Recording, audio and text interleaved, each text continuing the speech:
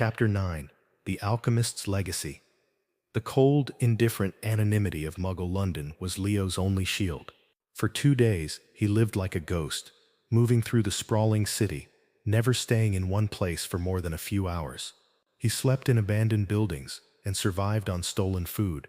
The constant hunger was a dull ache, but the fear was a sharp, persistent knife in his gut. He was being hunted by 2 very different, but equally relentless predators. The Aurors wanted him in a cell.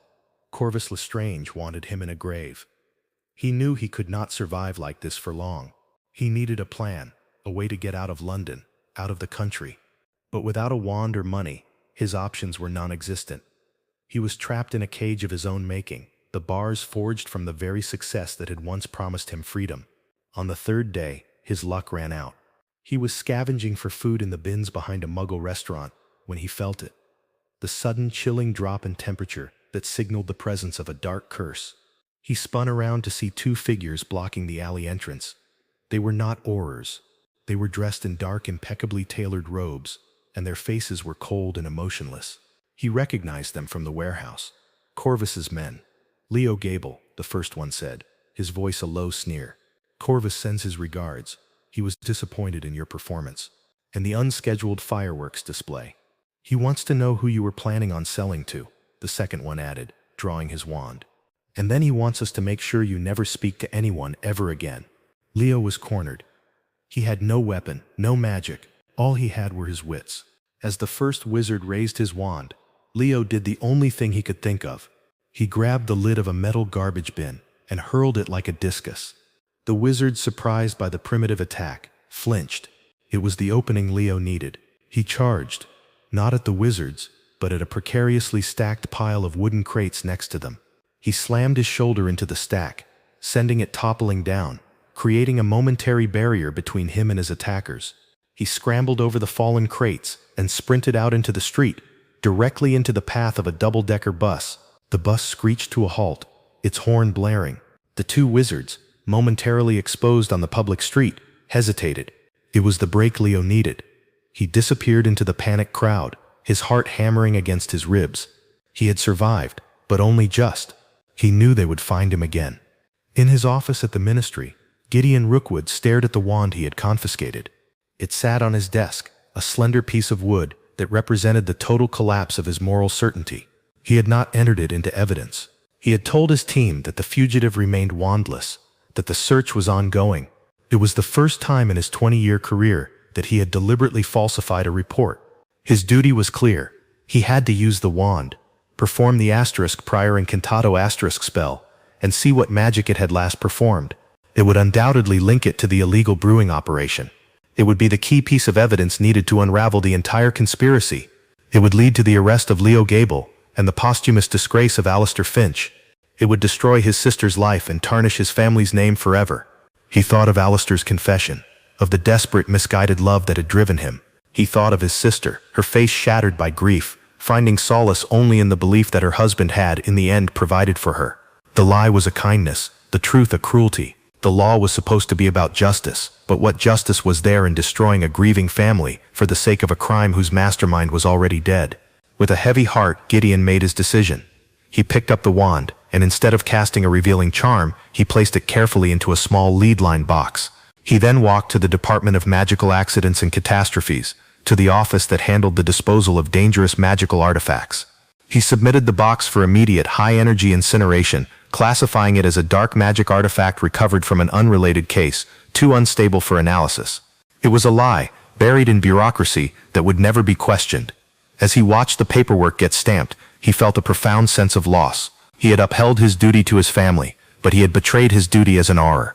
The clear, bright line of the law had been irrevocably blurred. He was no longer just Gideon Rookwood, senior Auror. He was a man of secrets, just like his brother-in-law.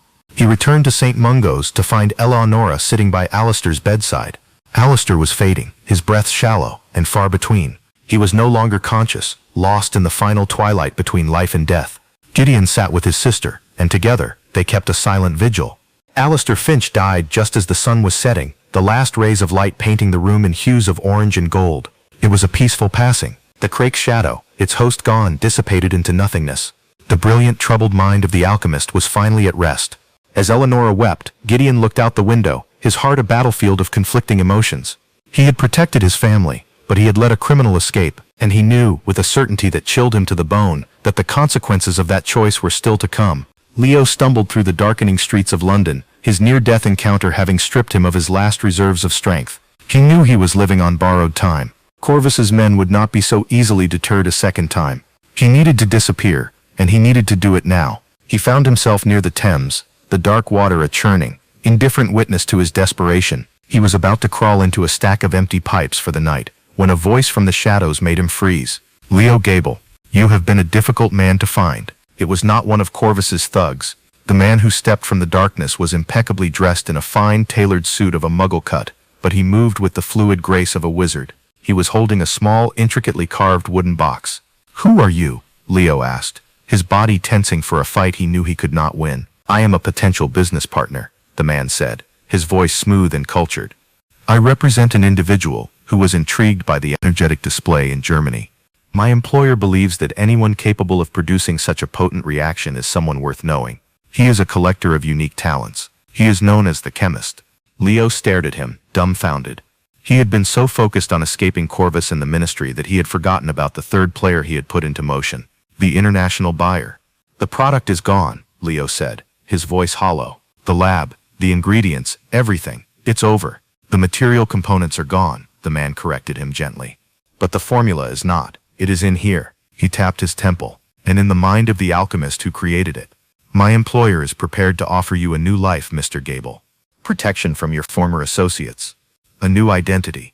A new lab, far better equipped than a camper van. All he asks in return is the formula, and your partner's expertise." "My partner is dead," Leo said, the words catching in his throat. The man's eyebrow raised slightly. "A complication, but not an insurmountable one. The chemist is resourceful, and you, Mr. Gable, were the apprentice. You watched the master at work. You know the process." He opened the wooden box. Inside, nestled on a bed of velvet, was a new wand. It was simple, unadorned, but it hummed with a quiet, powerful magic. "A signing bonus," the man said. "The first step towards a new, more profitable, and far more stable business relationship." Leo looked at the wand, then at the man's impassive face. It was a deal with another devil, a different kind of cage. But it was also a lifeline. It was a way out. He thought of Alistair, dying for a dream that had turned to ash. He thought of himself, a street rat, who had for a brief shining moment touched greatness. Alistair's legacy was not the money, it was the formula, the masterpiece, and it was now his to control. He reached out and took the wand. Its smooth wood felt warm and alive in his hand. "Tell your boss," Leo said, his voice no longer that of a frightened fugitive, but of a man who understood his own value, "that he has a new partner."